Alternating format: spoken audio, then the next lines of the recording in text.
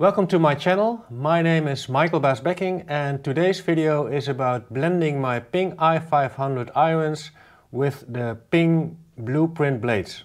Now before we start, if you like this video, please consider to like it and subscribe to my channel.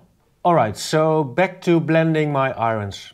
In previous videos I tested to what extent I am able to hit blades consistently. I'll put a link to this content in the description of this video and you will see it appear in the top of the screen right about now. Now the first thing I did was I checked the gapping and the lofts of my current Ping i500 irons.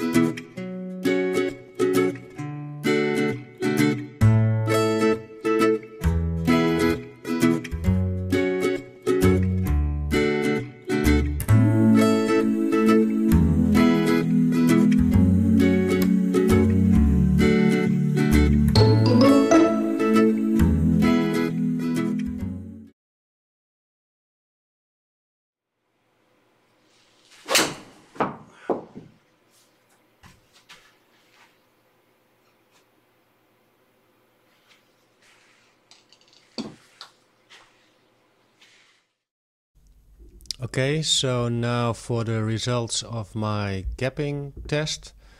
The pitching wedge, I use a Vokey pitching wedge instead of the Ping i500 pitching wedge. Now the carry of the pitching wedge is 95 meters, spinning at 8000 revs.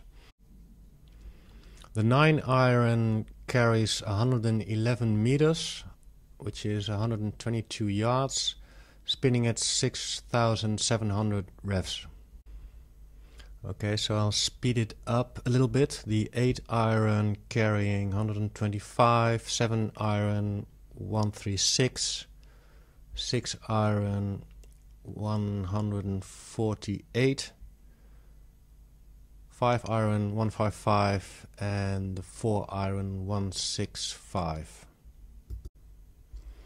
So all in all it looks pretty decent. Bit of a gap between the pitching wedge and the 9 iron, but I think that will be solved because I will be going to a 45 degree wedge instead of a 46 degree wedge, and a bit of a small gap between the 6 iron and 5 iron. That gap looks a bit dodgy. Alright, so where am I going to blend in the blueprint blades? In previous videos I tested that I can hit blades up to the 7 iron. Now these traditionally lofted 7 iron blades are lofted at 34-35 degrees. And since my Ping i500 8 iron is lofted at 35 degrees, I will be blending in the blueprints pitching wedge, 9 iron and 8 iron. Now the blueprint power spec lofts are pretty close to the Ping i500s, but to have them match exactly I'm going to have the 8 iron bent to 35 degrees and the 9 iron from 40.5 degrees to 40 degrees. Alright, so I figured out how I want to blend in the blueprint blades. I put out the order and now it's just a big wait for them to arrive at my doorstep.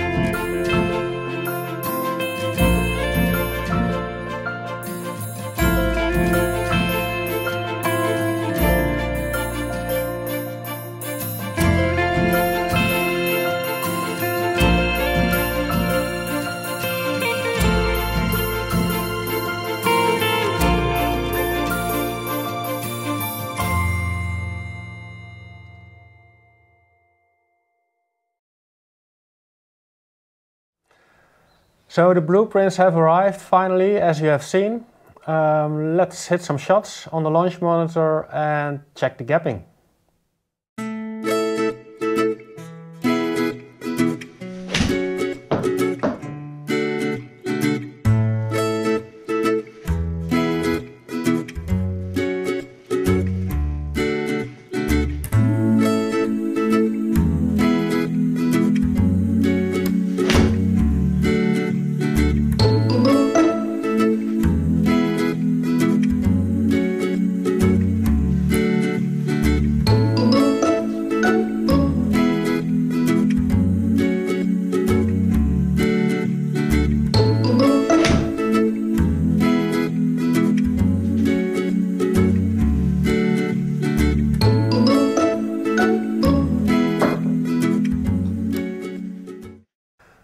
So here are the numbers, but now with the blueprints in the bag. Let's take a look at the differences. The spin numbers for the pitching wedge are pretty similar, and that's probably because I was hitting a 46-degree Vokey. But you can see that the blueprints have higher spin rates than the i500s. Which makes sense, and I can only assume that that will help me on approach shots. Now on the 8-iron the carry is 3 yards less than before, and I'm assuming that has to do with a 25.6-degree launch angle compared to a 23-degree launch angle with the Ping i500 8-iron. I'm not sure whether that is subject to my strike, because the attack angle with the 8-iron seems a bit off. Now the 9-iron carry is the same, and the pitching wedge carry is what I was looking for, because I went from a 46-degree wedge to a 45-degree wedge. Now finally, how does the gapping look? I would say that it looks pretty decent, although the gap between the 7-iron and 8-iron seems a tiny bit too big. I will probably do a check with a professional fitter to see what I need to tweak to get it 100% sorted. Yeah, but for now I'm pretty happy with this do-it-yourself result. And with that, we've come to the conclusion of this video on blending Ping i500 and Ping blueprint irons. Thanks for watching. I do hope you enjoyed it. If you did, hit the thumbs up button. And if you want to see more of my content, please consider to subscribe to my channel. Yeah, that's all for now. Thanks for watching again, and see you all later.